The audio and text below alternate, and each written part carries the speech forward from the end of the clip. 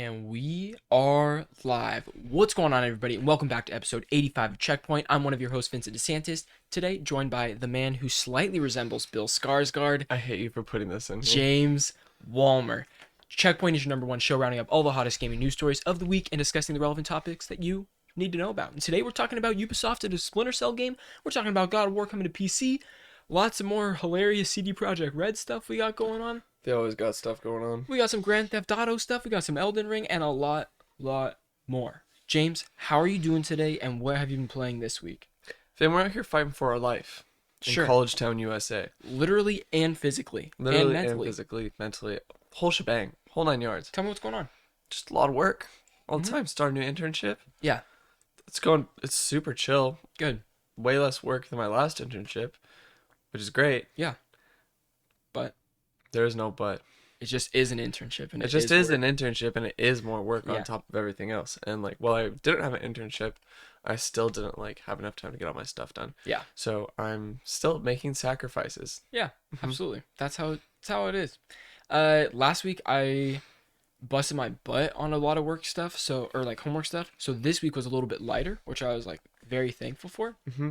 So I was able to get a stream in with a little bit of Kenna in there, which was awesome, and then played some New World last night, and that was fun. It was a good time. Yeah. Did you play anything? A lot of Animal Crossing. Heck yeah. Getting ready for that November 5th update. Mm-hmm. And I am still way too indecisive about what I want to do with my island. At least you have terraforming. I'm still upset about it. I gotta get there. Vincent, you don't even have KK Slider on your island yet. I don't. Because I couldn't get my island to 5 stars or whatever you need. Or 4 stars. I forget the requirement. Tried so hard. I tried for weeks and weeks. And I was like, this is not happening. What was the last upgrade you got to your island? Out of bridges? Staircases or something like that? You know what I mean? Wait, I feel like if you do that, then you should have terraforming. No, because you need KK. You have to beautify your island to a certain extent before KK gets there. Right. Then and after then you get terraforming. Yeah. So they give you bridges and stairs before to beautify That's right. it. I remember that. I did flowers, picked weeds. All my villagers were happy, the whole shebang. But it wasn't enough. So I need to get back and get in there because the update's coming and I gotta be ready. Yeah. Gotta be ready. Mm-hmm. James, hit me up with what we got for the first article today. Ubisoft is reportedly developing a new Splinter Cell game. This is a little crazy. A report from Video Games Chronicle claims that multiple development sources have revealed that a new Splinter Cell is in an early phase of production, with a small chance of the game being announced in 2022. The project has apparently been greenlit as a part of an effort to appease frustrated Tom Clancy and Splinter Cell fans, of which there are many, who have been less than happy with Ubisoft's treatment of the brand over the last decade. This literally is the, look what you did to my boy. But here's the problem with this verbiage that I hate so much. This project has been greenlit as an effort to appease frustrated people, right? I want a good game. I don't want it to be oh, we're so sorry. Here's a Splinter Cell game that's okay, or here's something that's not great but serviceable to make you guys stop asking for it. I want a good game, you know? I mean, I'm sure it will be, but I hate the verbiage they use here because that makes me sound like it's not going to be good. Well, it makes me think it's either we get this or we just get the way they have treated the franchise prior. Yeah. Which is worse. Yeah, fair enough. But, I mean, the biggest fear right now is people don't want a Ubisoft game that is Splinter Cell. Yeah. They want a Splinter Cell game. I think a lot of people are just done with Ubisoft games in general. Yep. We ranted about it literally last week, I think. Or the Did week we? before. Yeah. About their open world systems and all that. How empty they are? Yeah. Not just empty, but just the same. They're all the They same. are also the same. Even different types of games. When we talked about Far Cry, we talked about this. Yeah. Mm-hmm. I watched a really good video about open world games this week. Yeah. And talking about that. Anyway. Yeah. It's really good. No further details were provided in the report aside from the suggestion that the new Splinter Cell will be developed outside of Ubisoft's flagship Montreal studio. Ubisoft Montreal developed key Splinter Cell games including the original, Chaos Theory, and Conviction. The most recent game, Blacklist, was developed at Ubisoft Toronto, which was good. I played a little bit of Blacklist. Was that PS3? Yeah. Yeah. In the years since Blacklist, Splinter Cell's protagonist Sam Fisher has appeared in numerous other games, but never the star of his own show. Appearances in Ghost Recon Wildlands, Breakpoint, and Rainbow Six Siege have frustrated fans and made it seem as if a new Splinter Cell was never going to happen. In 2020, a new Splinter Cell game was announced, but it is a VR game for Oculus VR rather than a mainline game in the tradition of the series. That was the biggest debate of all time. hmm Yeah. In addition to the debate of him being a part of that mobile game. Oh yeah, with Remember the that? cool trailer. I guess it was a cool trailer. It was a cool trailer. I I liked didn't the think it trailer. was very cool. Didn't they already kill it though? Like the Yeah. services Oh of the yeah, game? they killed it. That's so sad. Should the rumor prove to be true, then fans will be cautiously waiting to see exactly what kind of game this new Splinter Cell is. Die-hard Tom Clancy fans have been vocal about their dislike of Ubisoft's direction for the brand, with classic team-based tactical shooters like Ghost Recon having slowly evolved, or I guess devolved, into an action-focused battle royale. And Rainbow Six Siege's move toward more fantastical gadgets and tactics. Epic. I don't know really what to say about this besides I'm excited to see what it is and if fans are happy. I am not like a huge Splinter Cell fan because I haven't played a lot of the games, but I'm excited to see like the reaction to whatever they do announce eventually. Mm-hmm. You know? Yeah, Ubisoft better get this one right, or I'm never buying a Ubisoft title again. Wow. Somebody quote him on that and hold him to it, okay? I have no reason to buy more Ubisoft titles. They're all the same. Riders Republic comes out soon, dude. Ah, Fair enough. But this is exciting to me. God of War 2018 is coming to PC. This comes from the PlayStation blog. We are thrilled to announce that God of War 2018 will be coming to PC on January 14th, 2022. All of us at Santa Monica Studio have been humbled by the immense amount of support and passions for fans of the God of War series have shown in the last chapter of Kratos' story since its release. As of August 2021, 19.5 million copies for God of War on PlayStation 4 have been sold, and though we can't wait to share that experience with a whole new group of players on PC. Our primary goal when bringing God of War to PC was to highlight the exceptional content the team has created. Upgrades. You'll be able to enjoy the full potential of our cinematic no-cut camera as it follows Kratos and Atreus across realms with the option of true 4K resolution on supported devices and unlocked frame rates, which this is really cool. love it. Our PC version includes a wide range of graphical presets and options so you can fine-tune your visual experience based on your setup. From higher resolution shadows and improved screen space reflections to enhancements to the ambient oculation. Oh, occlusion. It's occlusion.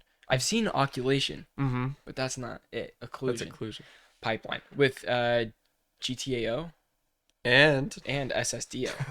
I don't know what those are. I don't either. Okay, sorry about that. God of War on the PC can create striking visual qualities unique to the platform. I'm sure it can. We're also happy to announce that we have full integration with NVIDIA Deep Learning Super Sampling, DLSS, available on RTX, which would allow you to higher the graphical fidelity to get better frames, but still make it run at the same performance as if those things were low. It's kind of cool. But I also hear it only works on some graphics cards, and some it's like a little choppy on. So I don't know. You have to just try it out. It has worked on a couple games on my 2060 before, and I was like thrilled. I was like on Ghost Runner. That's beside the point. In addition to DLSS, we will also have NVIDIA Reflex low latency technology available. Reflex delivers more responsive experience, allowing you to react quicker and hit harder combos. For those of you who would prefer a controller, we will support DualShock 4 and DualSense wireless controllers in addition to a wide range of other gamepads. Can you play God of War with the Xbox controller? I'm sure you can. I'm sure that is the thing. For our keyboard and mouse players, you'll be able to fully customize the bindings to create a control setup that works best for you. We appreciate your continued support for God of War and hope the version of the game will create a one of a kind cinematic experience for returning and new God of War fans alike. will you play it? No, I mean I'm happy with how it runs on PS5. I'm just stoked that this is coming to a whole new audience of people because as much as like exclusivity runs I don't know. I think it's good for competition. I don't think it's good for it. I think it's great for competition because it's just No. making Xbox step up their game with exclusives, and then like Xbox having Game Pass, Sony needs to find something. They're not there yet, you know what I mean? But like these big things stack up on each other and makes each platform better in my opinion. Like by far. It does suck that people are locked out of playing games. So, sorry, there's a helicopter going above right now. I don't know if you can hear it, but this is great that it's coming to PC so more people can play. I hope people that strictly play PC or on Xbox or whatever it is have the chance to play this game because it is incredible. And I don't think it's incredible just because it's a PlayStation game. It's just an incredible game in general. Mm-hmm. Yeah. I'm just glad, like you said, Ben. I'm just really excited more people can play this. I'm excited for Sony Santa Monica to receive more funds for this game that they put out. Um, Yeah, yeah, I agree. It's great. just supporting the developer more. It's good stuff. Yeah. But Next up, we have, and I'm reading this from the docket. LOL. I literally wrote LOL as the title of this. CD Projekt Red came out with a report on Wednesday? A couple days ago, yeah. Wednesday, saying, "Dear all, we have an important update regarding next generation updates of Cyberpunk 2077 and The Witcher 3 Wild Hunt for consoles and PC. Based on recommendations supplied by teams supervising the development of both games, we decided to postpone their releases until 2022. Our current target for Cyberpunk 2077 is the first quarter of 2022 and the second quarter of 2022 for The Witcher 3 Wild Hunt. Apologies for the extended wait, but we want to make it right." And I wrote that this is a statement that has a white background. It's funny, like when you see the yellow background now, it's You think Cyberpunk Delay. And Nibelian tweeted this out, and he photoshopped it to make the background Make it yellow. Yellow, just as a joke. That's really funny. But I have never played The Witcher 3 Wild Hunt, and I think this would be a cool time to jump in with this update for these consoles.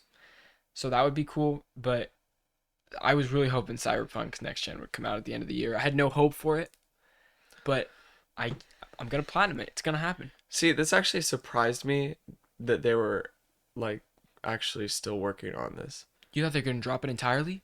I was fully prepared for this to never release. So the fact Yeah. that we get a confirmation again of it being worked on is a surprise for me. Hmm. And I'm happy about it. I'm like, "Oh, cool, they're still working on this. Yeah. Good for them." But Cyberpunk better than Deathloop. Significantly. We were talking about this last night. James was on a call with a couple buddies, and we were talking about time loops and like stories and how like Deathloop. I mean, I'm not gonna spoil it for anybody here, but they were saying how it was kind of a disappointing ending and stuff like that. And we were Deathloop has so much more character. Yes. It has better dialogue between the characters, even though you can choose your But dialogue. here's the thing. This Dialogue total is a tangent, but I'm huge good on it. part. Yeah. Dialogue is a huge part of Cyberpunk 2077. Yeah. And for it to be not as good as Deathloop is like a huge hit for the game because so much of it relies around dialogue. Yeah, I like chuckled, I guess, during Deathloop's dialogue, but you play like a very like solemn character in Cyberpunk. Like V is like one note, is very one note, except for Which when- I hate. yes, but there's times where he breaks out of that one note, and then those become like really interesting pieces for me. But most of the time, he falls back into it, especially in the open world stuff. Which I also dislike because I want Cyberpunk to be more of like a this is your V is like whoever you make him to be or her Sure, yeah, that's fair. rather than playing V as a specific character. Right. And that's something that I think a lot of people were disappointed with too, because Mhm. they really pitched it like V was your own, and They did. I guess customizables and stuff. Mm-hmm. But and the dialogue options are different, but it is 3 paths. Like there's 3 options for that kind of stuff, plus the other 2 or 3 options that are just native to that conversation. So I don't know. I love Cyberpunk. It's great. That was a horrible comparison to do it to Deathloop, but it's just something we were talking about last night. That hurt sure. me. But I think I enjoy Cyberpunk a lot more. I put like triple the amount of time into Cyberpunk than I did with Deathloop. And right now with Deathloop, I feel like I'm grinding some gears, trying to get this final But trophy. you are trying to get the platinum, which I is am. not required of you. Not required of me. Neither is it for Cyberpunk. I can't wait to go back though after 60 hours. And the upgrade, baby. James is shrugging it off, but you gotta play the game. Gotta play the game. I played like 10 hours of it. That's pretty good actually. Yeah, I didn't like it. Fair enough. Took me like 5 or so to get into it. It's too buggy. That is neither here nor there, but I'll be playing both of these CD Projekt Red upgrades next year. Cross my fingers. They'll probably get delayed until 2023. So Mm-hmm. there's that. But Grand Theft Auto, the Trilogy Definitive Edition trailer and enhancement list has dropped. It's come out. Today we got our first look at the at the new Grand Theft Auto Remastered Trilogy enhanced versions of GTA 3, 4, and Vice City.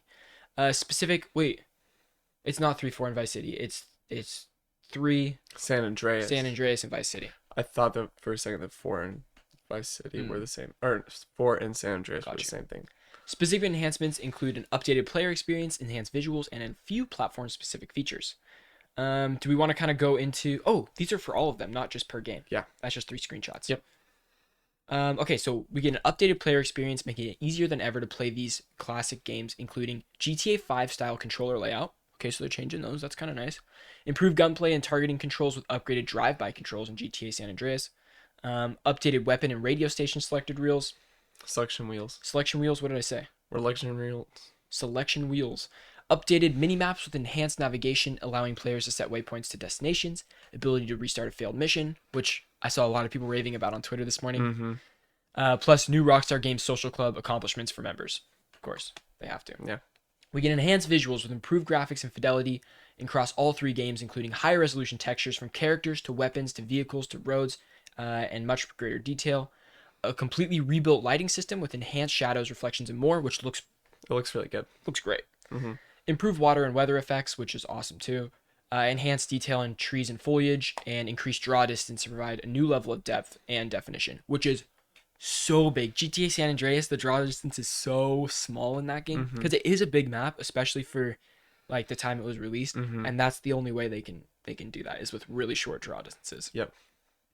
And then plus platform specific features, including 4K resolution with support up to 60 frames per second for PS5 and Xbox Series X systems. Does that mean PC is uncapped? I'd assume so. Okay. And then we get NVIDIA DLSS for PC, of course, and touchscreen camera zooming, pans, and menu selections, as well as gyro aiming for Nintendo Switch. Yep. That'll be a blast to see. We'll see. That'll be a blast to just see what it's like. Now, Vin, this is interesting. You made sure that I read this article. You completely perfectly timed the going back and forth these articles so that I landed on Elden Ring. Hold on, we got a couple things to say about GTA though. What do you have to say? I mean, I want to hear your thoughts about what the trailer looks like and stuff, because we've talked about what this game's gonna be and the remaster and stuff, but there's a trailer that dropped. What do you think about it? Okay, so first thing, if you watch this trailer or you have seen this trailer, it's very like you either came into it going like, are they gonna GTA 5 this game, or are we getting potato characters? And the answer is no. It's neither. It's neither. Yeah. It's neither. It's like HD potato characters. It's potato characters with extra skins polygons. Off. Yes. Oh, the skins off. That's potato good. characters with the skins it's off. Peeled. They're it's peeled potatoes. But honestly, I kind of prefer it. It looks. I don't know if I do. It looks kind of goofy. I don't know if I do. Okay, so here's what I'm thinking. Knowing that these are peeled potato characters. Yeah, thank you for this analogy. Knowing that gives me peace of mind, knowing that they are putting less work into this and more work into GTA 6.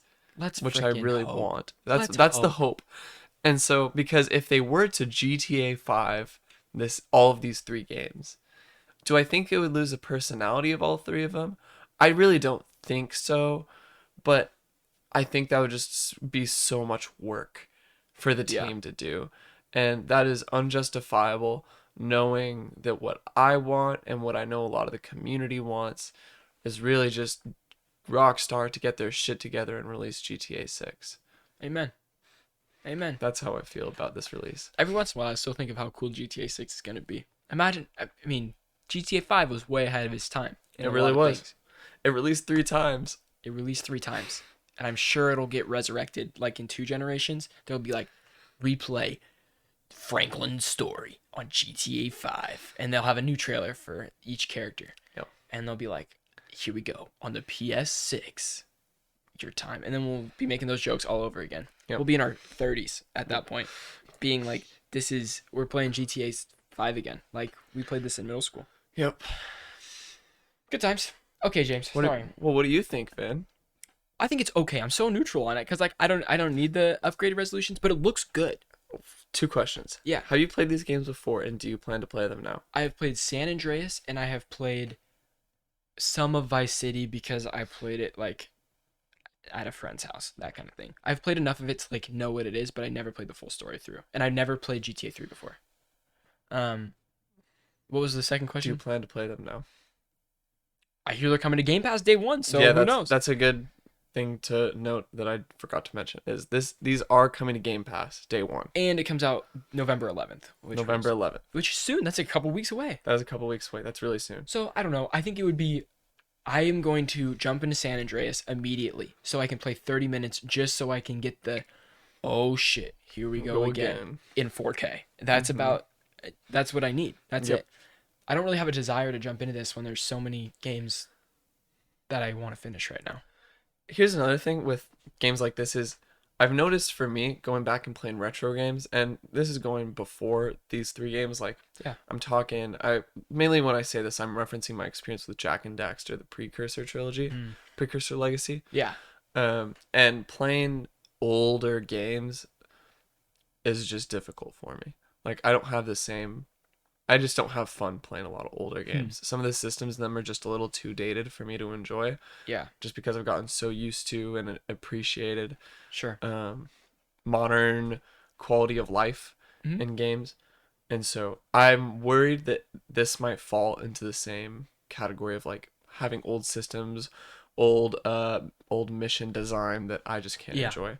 To me, the big difference for those like enjoying it and not enjoying it for older games is there's so many older games that were foundational for these newer games, and those newer games play so well it's hard to play those. But then Yep. there's older retro games that have Their own thing entirely. the own thing entirely, and those to me are fine to play still. This is a horrible example, but last night I was at a buddy's house and we were playing Black Ops 2 on his Xbox 360, Oh, that's fun. and it was like nostalgic, I guess, because we were playing Yeah. hijacked gun game. I was like, whoa, this is crazy. Like, it's been a long time. It's been since 2011, 2012 since I played this. But I'm trying to like slide the whole time, like, and I'm like, there's no sliding in this. Like, it's very, it's great for what it is, and it was really great too. But it's like this is so yeah. slow compared to what modern Call of Duty is, I guess. That's a bad example, but that's one of those like foundational things that has just gotten so much better over time, and so going back to that is still fun, but it's not the same at all. I wouldn't be able to sink all those hours in again. All right. Coming up, Elden Ring news, baby. We got Elden Ring news this week. We do. Too bad it's not exactly great news, but it is in other ways. Long story short, Elden Ring from the official Twitter account released on, I want to say Tuesday, maybe Monday, said Elden Ring will release on February 25th, 2022 as the depth and strategic freedom of the game exceeded initial expectations. Wow, that's a really good way to put that. Yeah. Thank you for your trust and patience. We look forward to seeing you experience the game in the closed network test in November, which then they have a link to sign up for the closed network test. Which I have not done yet. I need to do that. I did the first day I saw this. Yeah. I said, all right, I'm going in, baby. Of course. But that's all we have about this, is that they're just delaying it by a month. A lot of people were talking on Twitter saying like, oh, like people are worried about this because they're like, has From Software ever done this before? But they did back in 2014 with Bloodborne.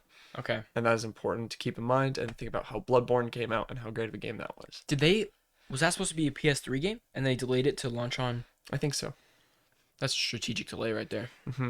Probably sold a lot more copies that way too. It was a launch title. Yeah, it's good. So, Did you see the leaked footage for Elden did. Ring? I only saw a couple seconds of it, or like, I mean, it's only like 13 seconds. yeah. I don't know. Looks cool. And like the leaked footage isn't really anything. It just It's shows. just a cliff he's walking. It's on just top of, walking around on a cliff with a little compass marker Yeah. on the top. And that was a big deal, right? It's a somewhat big deal just because From Software games are normally like very bare bones in terms of like giving you a sense of direction. Yeah. I think it was a strategic move on behalf of From, and no, I don't think George R. R. Martin was involved in that decision whatsoever. But on behalf of From to like, because it is in like a more open Yeah. world, like Souls games are always kind of open world, but they're not in the sense of like giving you wide open spaces to traverse. Sure. So I think it might be helpful for players to have a little bit of sense of direction. Cool. It's And awesome. I don't know if they'll have like this is just me speculating at this point. I don't even know if they're gonna have markers on said compass. Like I think it might be cool if they have a compass but don't put anything on it besides Yeah. like directions. I almost prefer that. Oh, My, I prefer that too. I think that'd be totally From Software. yeah. My New World compass is a mess. I can't see anything in there. So there's just a million Yeah. markers on it. Mhm. I much prefer the smaller, or not smaller, but less. You know what? Less UI on the screen, the better. I agree. In certain cases. I agree. And do we have a date for the closed network test, or just it's coming in November? Coming November. Cool. When you get that email, I want a full update on how it is. Yep. It's gonna be great. James, can you take this one too? Because I don't know anything about I this. can absolutely take this one too. Okay. Today we got a story from our very own, not our very own, We Jason wish. Schreier. We wish he was one of our very Yeah. own, but he's too big to be one of our very own. Sure. Jason Schreier from Bloomberg.com, Bloomberg News, says Epic Games ends alternate Friday vacation policy, angering staff. And I tried to reduce it down to a few points, but I just couldn't. There's too much here. That's fair. Epic Games Incorporated is ending a pandemic-inspired policy of granting every other Friday off, sparking an uproar among staff. An internal Slack channel was filled with pleas from employees for the game publisher to reconsider. Several people said that extra vacation days had helped their mental health, allowed them to be better parents, and even improve their productivity while working on updates for Fortnite, which is one of the world's most popular games, as you probably know. Epic said the policy was always meant to be temporary, and that the company's goal was to allow employees and contractors to take paid time off on their own schedules. The company also closes for 2-week breaks in summer and winter. Saying, quote, "Right now we are seeing lots of Fridays off for deep work and lots of people who must work Fridays anyways." Chief Operating Officer Daniel Vogel wrote in an email to staff reviewed by Bloomberg saying, also, quote, "This meant that many people were not benefiting from this policy equally," end quote. But in a survey of 581 employees reviewed by Bloomberg, that's a lot of employees, 93% said they had found the alternating Fridays off to be extremely beneficial, and 61% said they felt worried, guilty, or stressed when taking separate vacation days. Almost 90% of employees said they wanted to keep Fridays off as a standard. Shorter work weeks have become a hot button issue across many industries as the pandemic leads to a widespread rethinking of how offices function. Already, some companies are being forced to ease their remote work policies in an industry that long considered collaborative in-office meetings sacrosanct. That's a word I've never seen before, but we're running with It's it. a nice word. It's really cool. I gotta pick that up. Yeah. I feel like reading Sacrosanct. Checkpoint every week. There's at least one word I absolutely butcher, but I'm learning a lot, guys. Yeah. Studies have shown that workers can feel more rested yet be just as productive while working 32 hours per week rather than the standard 40. One Epic staffer wrote in the Slack channel that they had become apparent during the pandemic and that the guaranteed days off every other week were, quote, "an absolute game changer, allowing them a guilt-free day for doctor's appointments and other activities over the past 2 years." Another employee wrote, "Epic is the best studio I have ever worked for, but I simply don't understand this decision." End quote. Finn, what are your reactions? What are your thoughts? I mean, right off the bat, it's crazy how this news comes less than 1 week after we just found out that it was a Square Enix Yes. is going down to a 4-day work week. Yep. Every Friday's off. Yep.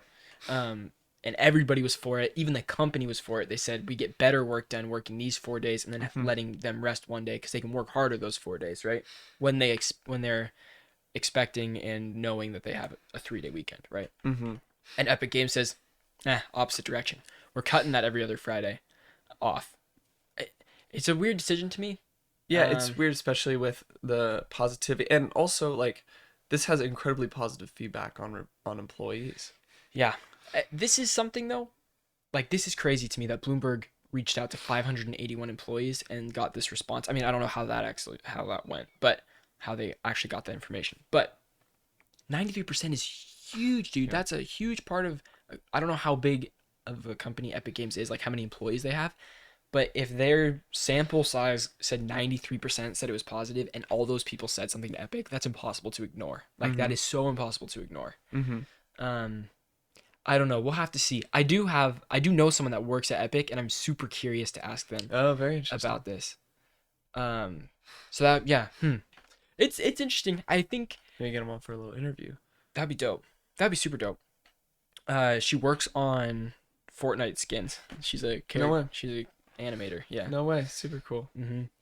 But the question I have, I guess, and it just keeps on going back and back is, okay, we are like not really post COVID, but like tail end of like the hardcore COVID, I guess. Uh, and we've seen so many businesses not shut down, but close their offices and go completely remote.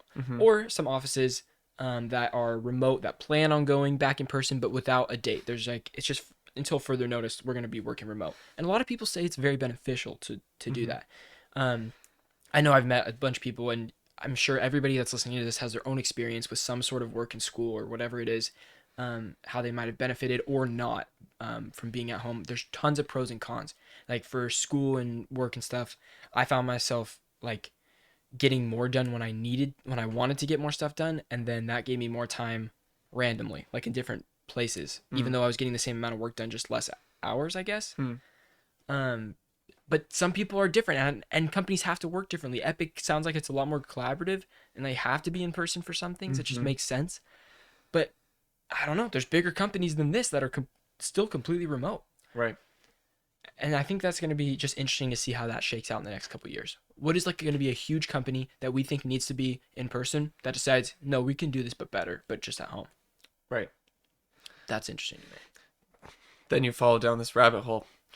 And then in 20 years and 50 years, we see tearing down of skyscrapers because we don't need these huge fucking buildings for these office spaces because they're all at homes now. Next thing you know, cities become much more wide. Sorry, I'm getting into a whole city planning thing. Wow. But what happens when you don't need skyscrapers anymore? You can see the mountains. You can see the mountains. Smog starts to go away. Commuting no longer becomes an issue. Then you have more widespread, like cities get wider instead of taller. And then you have people not needing to commute to work so they can live wherever the hell they want. Then that also Housing prices go down, and then also living prices in the city go down because there's like less need to actually live in the city to like, be close to your work. Sure. This might be a great solution. It might be a great solution. Might be. For mental health, though, the work Sure. at home takes a toll on a lot of people. Sure. So then you have like, never mind, I don't have a solution for that. I like the thought process. You just gotta keep thinking that way. You could do like public offices that like you schedule a time to meet in. So like, Yeah. because you don't need to spend a whole work day together. Right. You could be like, oh, here's like our 2-hour collaborative time where like every Wednesday we go into this like public office or like public space, and then we do like a 2-hour collaborative meeting, and then like that's it for the week. Have you seen? There's places. This got pretty popular like before COVID, and then kind of dwindled down. But it's like a rent a desk type of thing. But They have one over here in Glendora. yeah, it's kind of cool. And Yeah. you always go back to your desk or whatever. But that way you can like get out of your house and like do it, and like there's meeting rooms and whatever that is. So that's interesting too. I think those could be really like beneficial. that was a viable. huge tangent, but I think it's an important tangent. I think it all relates down to Totally. like just work-life balance and the games industry and Right. you know how that affects people's lives. And it's crazy, dude. I graduate in December. You graduate like the soon. spring. We're about to go head on into the like whatever we're working on. What does that look like for us? I got no idea. I got no clue. No clue. Are we go? Yeah, who knows? We'll see. But Halo co-creator Marcus Lato, I think it's Lato, Looks good to me. joins EA. And you know what? I'll give you another one. He starts a new studio. Whoa! And where does he start it? In Washington. Seattle! In Seattle. This comes from Polygon. Former Bungie creative director Marcus Lato has joined Electronic Arts and is opening a new studio in Seattle. This is pretty cool. He announced this on Tuesday. Lato was one of the key figures behind the Halo franchise and co-created the series during his time at Bungie. Perhaps even more notably, Lato was the first primary artist responsible for Master Chief's iconic design. Whoa! That's wild. Lato was also the art director for all the first 3 Halo games. Whoa! I hate how they wrote that. For all the first 3 Halo games. Just the first 3, I don't know. After leaving Bungie in 2012... Well, it's its own trilogy. You're right. After leaving Bungie in 2012, Lato founded V1 Interactive, where he served as president and creative director until the studio closed down last year. V1's primary project had been a shooter called Disintegration, which never found critical or commercial success. It was not good. Damn. At EA, Lato will work as a game director, overseeing and building the company's new Seattle studio. The The studio does not have any announced games or franchises just yet, but Lato did share some hints about the future on Twitter. According to Lato's tweet, the studio will focus on building first-person games, which certainly makes sense given his previous work in the genre, both at Bungie and V1 Interactive. He is stoked about this. He tweeted about this in like a tiny little tweet that he was doing this, and he said that day he got 2,000 LinkedIn connections, like requests Whoa. of people wanting to connect with him about this. Whoa. So I thought that was interesting too. I don't know why, but people are excited. That means professionals are excited about this as well. So we'll see what he Which does. is good for him. Yeah, great for him. Good for him. Oh, next up, we got a question of the day. Question of the week. This is a question of the week. This comes from Cheesy Plays again. If you want to submit a question of the week, jump in our Discord and hit us up. We're trying to add these every week. For it? We have a podcast questions channel. That's it. And podcast questions can be literally a question of the week or any question you have about literally anything. We also have a gaming news channel. If you want to hear us talk about something, you can put an article in there and we'll bring it up during the podcast. Yep. And that's all under the checkpoint tab on the Strictly Casual Discord. The link is in the description of the YouTube video and it's on all of our socials if you're listening to this on audio platforms.